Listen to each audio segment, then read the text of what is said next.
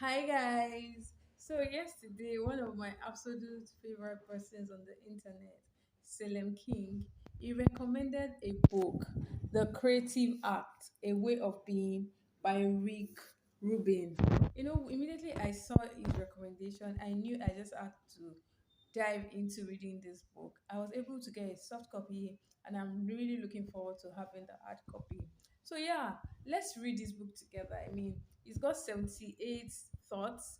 It says 78 areas of thoughts.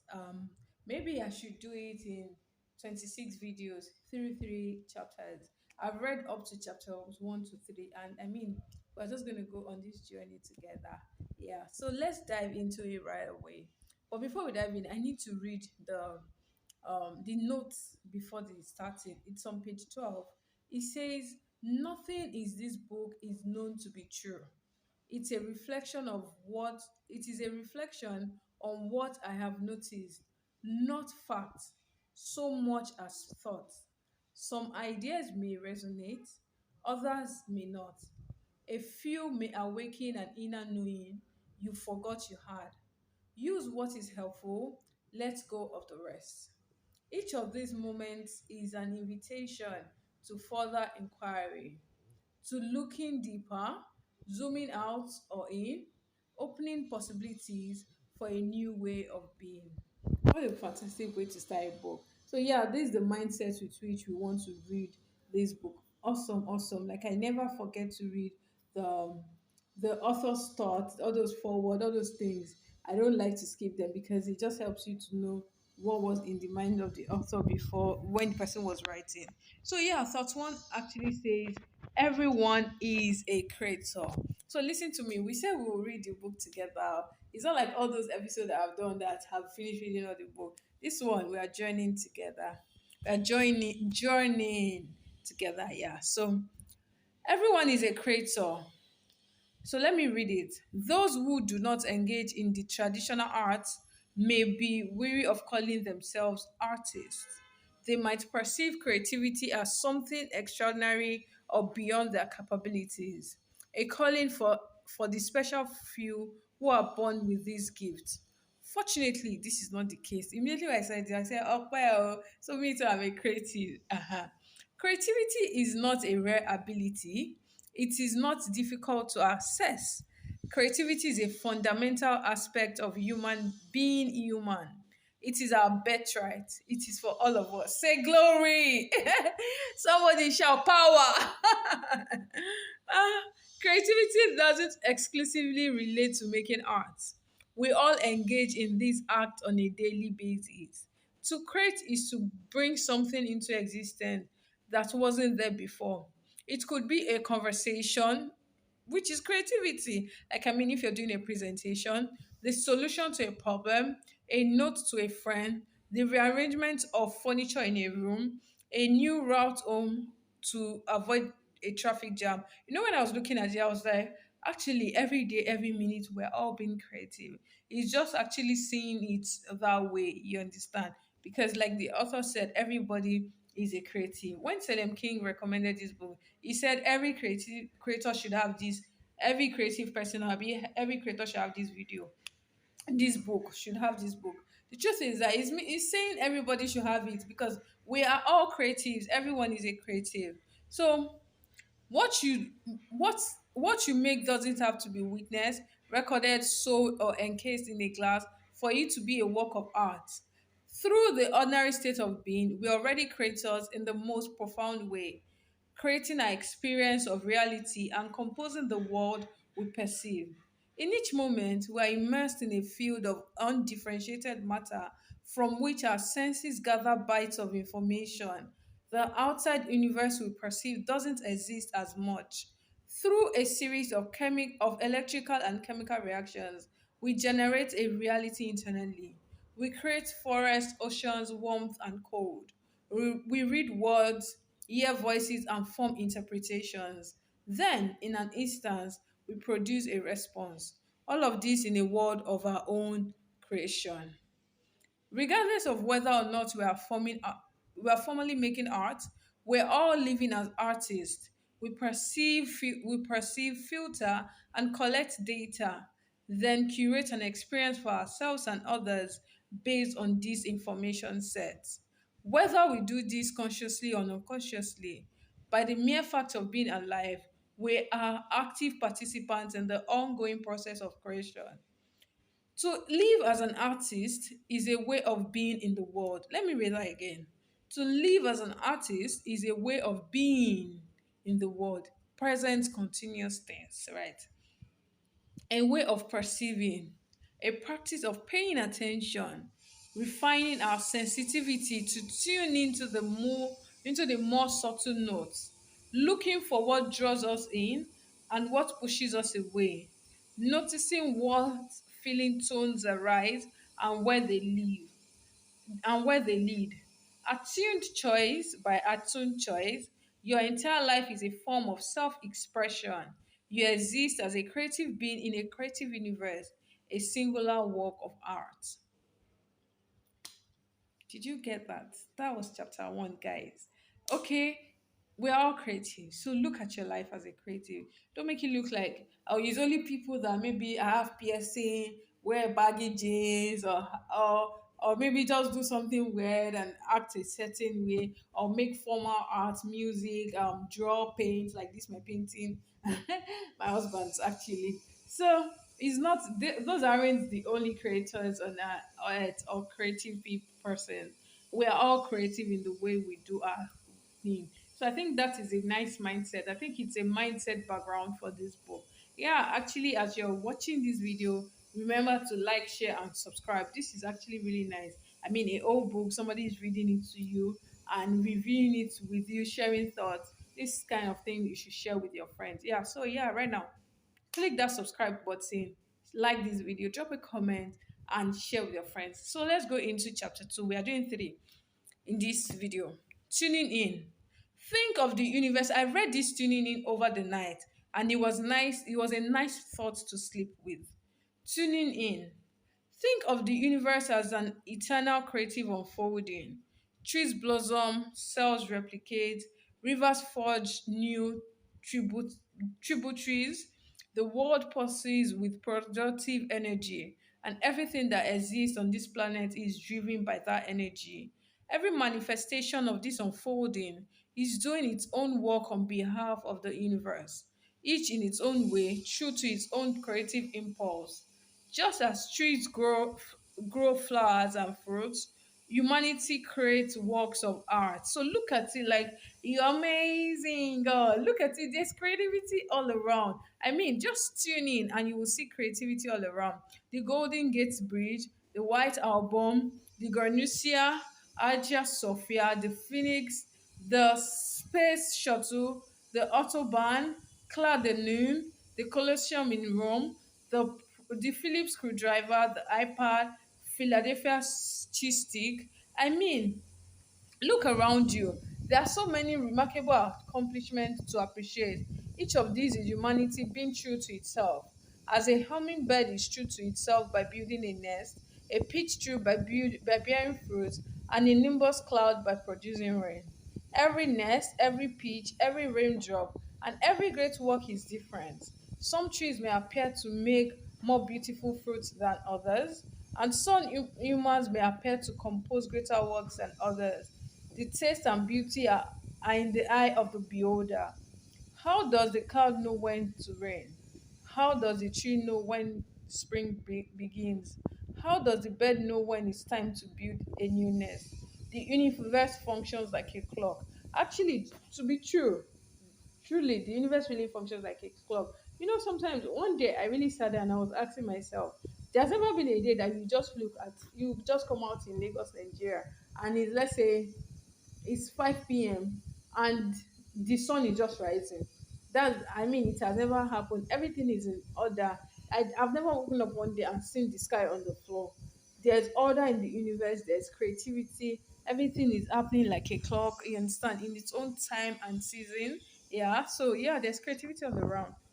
So everything, this is even Ecclesiastes. I like this author. Thumbs up. To everything, there's a season and a time to every purpose under heaven.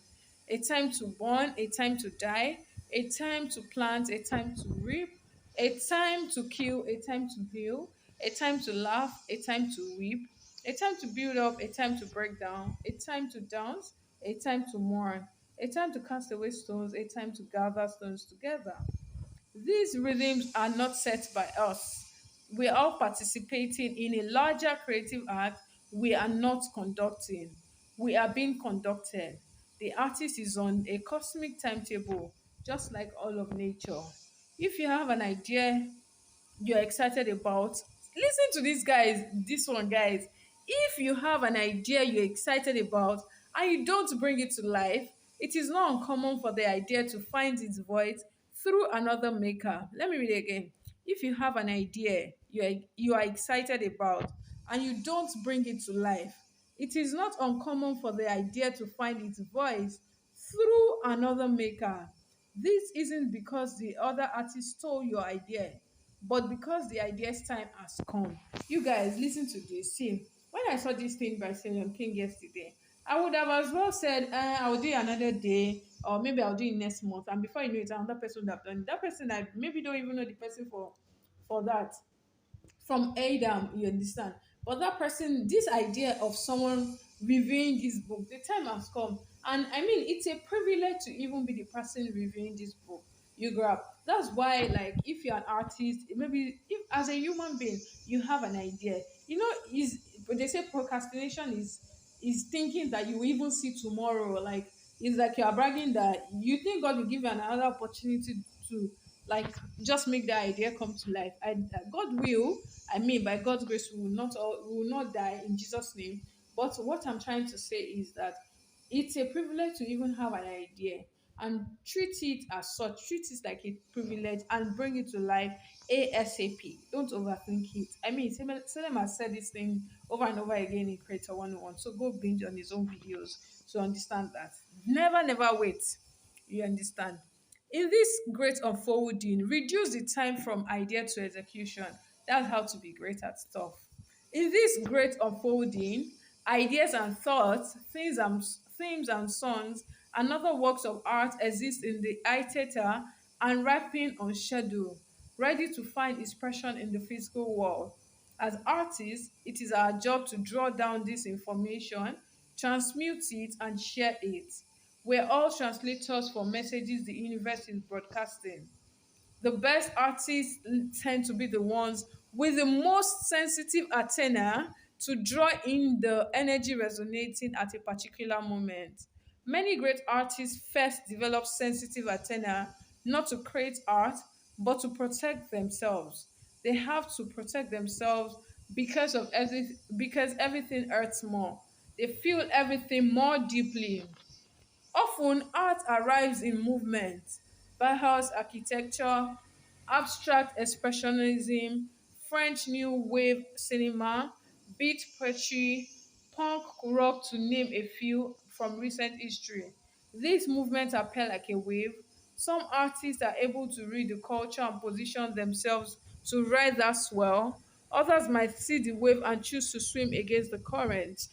We are all antenna for creative thought. Some transitions come on strong, others are faint. If your antenna isn't sensitively tuned, you are likely to lose data in the noise. Like this noise that is disturbing us this morning. Particularly since the signals coming through are often more subtle than the content we collect through sensory awareness. They are energetic more than tactile, intuitively perceived more than consciously recorded. Most of the time, we are gathering data from the world through the five senses, with the information that's been transmitted on higher frequencies. We are channeling energetic material that can't be physically grabbed. It defies logic. In the same way, what an electron can be in two places at once, in the same way that an electron, it defies logic. In the same way that an electron can be in two places at once, this elusive energy is of great worth, though so few people are open enough to hold are bold are open enough to hold it. How do we pick up on a signal that can either be heard nor be defined? The answer is not to look for it. This is tuning in, remember. nor do we attempt to predict or analyze our way into it. Instead, we create an open space that allows it, a space so free of the normal or overpacked conditions of our minds that it functions in as a vacuum, drawing down the ideas that the universe is making available. This freedom is not as difficult to achieve as one might think. We all start with it. As children, we experience much less interference between receiving ideas and internalizing them. We accept new information with delight instead of making comparisons to what we already believe. We live in the moment rather than worrying about about future consequences. We are spontaneous more than analytical. We are curious, not jaded. Even the most ordinary experiences in life are met with a sense of awe. Deep sadness and intense excitement can come within moments of each other. There is no facade and no attachment to a story. Artists who are able to continually create great works throughout their lives often manage to preserve these childlike qualities. Please pay attention. Practicing a way of being that allows you to see the world through uncorrupted, innocent eyes can free you to act in concert with the universe's timetable. Okay, so now there's a time for certain ideas to arrive and find a way to express themselves through us. Always count it as a privilege to be the one to have an idea and execute it. Always reduce your time between execution and action. Remember to like this video, share this video, and subscribe to this channel. You grab. Yeah. The source of creativity, guys. This is chapter 3, where we'll be ending in this round, in today's video. Okay, this one is short. The source of creativity. We begin with everything seen, everything done, everything thought, everything felt, everything imagined, everything forgotten, and everything that rests unspoken and unthought within us. This is our source material, and from it, we build each creative moment. This content does not come from inside us. The source is out there. This is very important because people say I'm creative is inside. It's out there. The source is outside us. A wisdom surrounding us, an inexhaustible offering that is always available. There is more, like Salem will say. There is more. Don't think your creativity will finish. It's inexhaustible. We either sense it, remember it, or tune into it. Not only through our experiences. It may also be dreams, intuitions, subliminal fragments, or other ways still unknown by which the outside finds its way inside. To the mind, this material appears to come from within, but that's an illusion. There are tiny fragments of the vastness of source stored within us. These precious sweeps arise from the unconscious like vapor and condense to form a thought, an idea. It may be helpful to think of the source as a cloud. Cloud never truly disappears. They change form. They turn into rain and become part of the ocean and then evaporate and return to being clouds. The same is true of art. Art is a circulation of energetic ideas. Makes them appear new is that they are combining differently each time they come back. No two clouds are the same. That is why when we are struck by a new piece of art, it can resonate on a deeper level. Perhaps this is the familiar coming back to us in an unfamiliar form. Or maybe it is something unknown that we didn't realize we are looking for. A missing piece in a puzzle that has no end. So the last part is turning something from an idea into a reality can make it seem smaller. It changes from unearthly to earthly. The imagination has no limits. The physical world does. The work exists in both. Amen. Oh yeah, so that was nice. Chapters 1 to 3. Listen to it over and over again. This kind of book, I think this book, even when I'm done with it, we are reading it together, eh? Hmm. Even when I'm done with this book, I'll still have it. That's kind of book that you go back to over and over again. So you watch this video over and over again and share it with your friends. So yeah, see you in the next video where we'll be doing chapters 4 to 6. Yeah. Goodbye. Yeah. Enjoy other videos on this channel. See you. Thanks for watching. How was that?